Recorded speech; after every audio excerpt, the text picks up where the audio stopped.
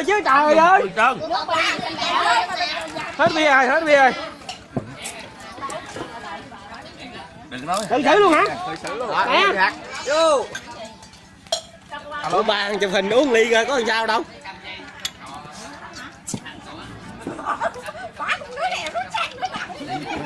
Đủ. Thua rồi. Đừng chuồng kéo mà bó tay. Khách nó đặt nửa tháng rồi. Nhớ chụp hình đừng ăn ra vậy. Hả? Chụp hình đừng Thua luôn. Ngày mai tới gán thì tôi giờ tôi đang ở trong cái cùng là nay tôi tới gán làm nào thôi. Kéo bó tay. Bó tay. Không được luôn, trả lời dứt khoát luôn, không được luôn.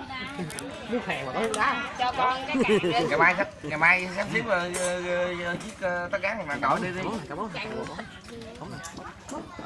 Điện cho ông Hải nha. Mà điện trước là không điện không có luôn á. Na kìa. Ép.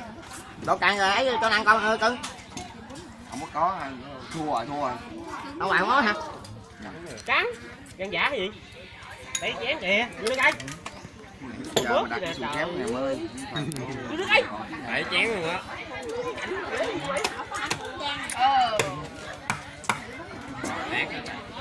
Vừa không có làm được không?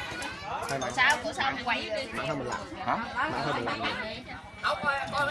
Mặn thì chấm nước tương, chấm lạc rồi. Có mặn chấm nước mắm. Nước mắm rồi, có lạc rồi. Sao cắn nổi mà ăn thì bự quá. Lấy chén đạp. Lấy cạnh chén cưng đập. Hồi đó ông đập tôi bằng cái nào đâu hiểu vậy đó. Trời ơi, không biết gì cua nè. Chị ba ăn cua, ăn cua, ngon lắm chưa? Đâu đứa càng cho chị ba coi. Bu chị ba. Bu đỏ chị ba. Sao đừng đưa quá cho chị ba nhớ ba.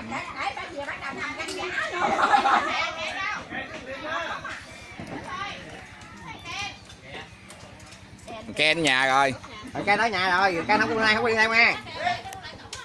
Vậy thằng nhỏ là Ken nào?